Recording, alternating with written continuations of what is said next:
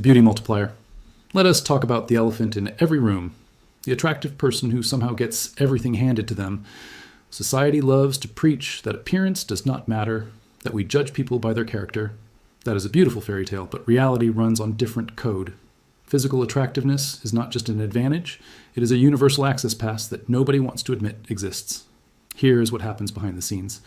When someone attractive walks into a room, brains around them literally malfunction. This psychological phenomenon, called the halo effect, makes us automatically assign positive traits to good-looking people. We assume they are smarter, more trustworthy, more competent, all based on facial symmetry and clear skin. It is completely irrational, yet it is hardwired into human perception. The numbers back this up brutally. Research shows attractive defendants receive lighter sentences. Good-looking job candidates get hired at higher rates with less experience. Students who are conventionally attractive receive higher grades for the same quality work. Even babies, yes, babies, stare longer at attractive faces. This programming starts before we can even talk. But here is the kicker. You do not need supermodel genetics to activate this effect. Simply being well-groomed, maintaining good posture, dressing appropriately, and carrying yourself with confidence pushes you above the threshold. The bar is lower than you think. Show that you care about your presentation, and the world assumes you care about everything else. It is unfair, it is shallow, and it is absolutely real. Physical attractiveness is not just about dating. It is a passive enhancement that affects every single human interaction you will ever have. The firstborn privilege. Birth order is the ultimate lottery you never signed up for. If you happen to be born first, congratulations. You received a hidden experience multiplier that compounds over decades. This is not speculation. It is documented advantage stacking. Parents approach their first child like a high-stakes experiment. Everything is new, everything matters, everything gets documented. That intensity creates structure. Rules are stricter, expectations higher, involvement deeper.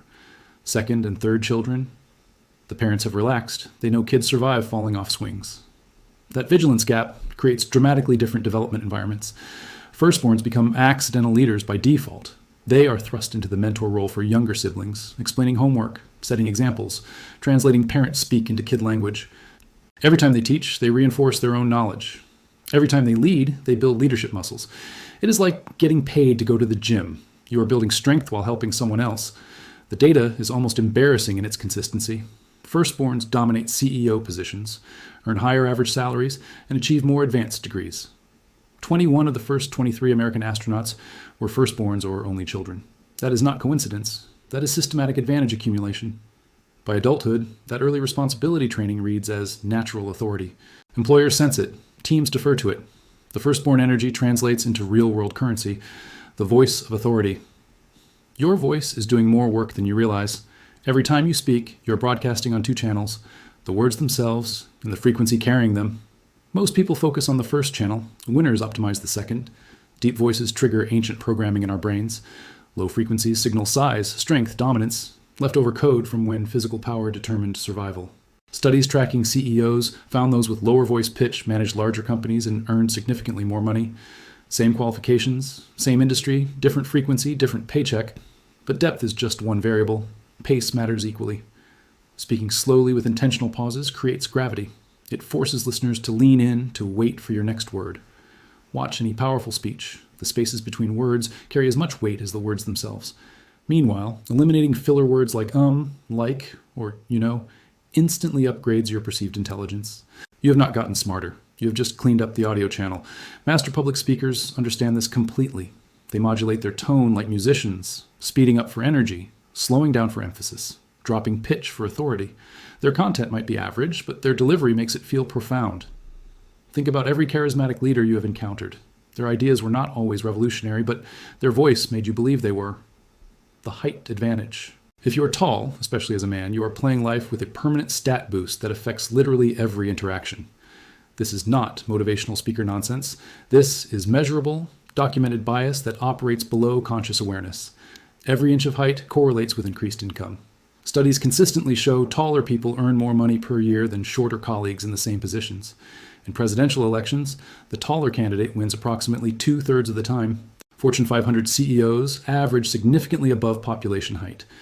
These patterns are too consistent to be random. Why does this happen?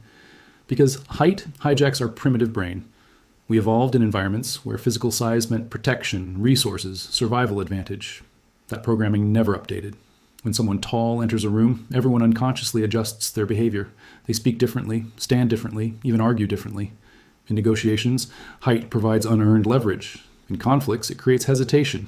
In leadership situations, it generates automatic deference. Nobody consciously thinks, this person is tall, therefore they must be competent. But their behavior reflects exactly that assumption. Height is basically a real-world intimidation stat that is always active, requires zero energy to maintain, and cannot be turned off. The fluency effect.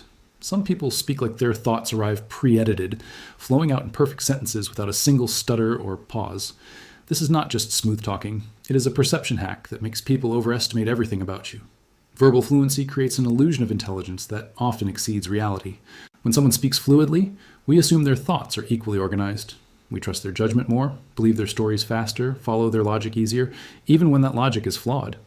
It is called cognitive fluency bias, and it is wildly powerful. Watch any courtroom drama, any political debate, any sales presentation. The person who wins is rarely the one with the best facts. It is the one who delivers their version most smoothly. They turn uncertainty into confidence through cadence alone. They make weak arguments sound strong simply by eliminating hesitation. This skill compounds with practice. Every presentation makes the next one smoother. Every conversation builds the neural pathways for faster verbal processing. Eventually, you reach a point where you can think and speak simultaneously without buffer time.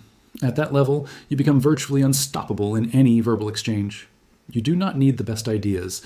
You just need to deliver your ideas better than everyone else delivers theirs. The empathy superpower.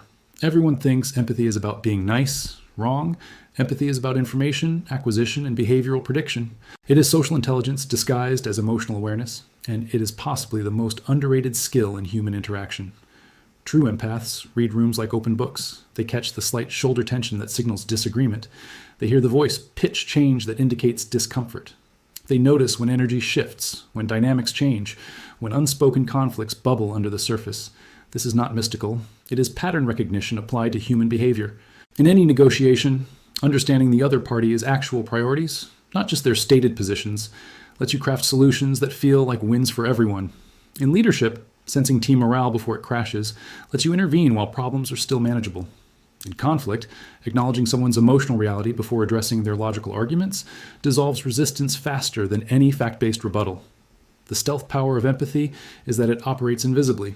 When you truly listen, not just wait for your turn to speak, people reveal more than they intend.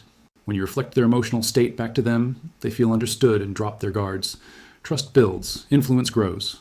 All because you paid attention to the human behind the conversation. The takeaway. These advantages exist, whether we acknowledge them or not. Some people are born with them, others develop them, many never realize they have them. But understanding these dynamics changes everything. You start recognizing when they are affecting you. You learn to develop the ones you can control. You stop wondering why certain people seem to win so easily. They are playing with buffs you could not see.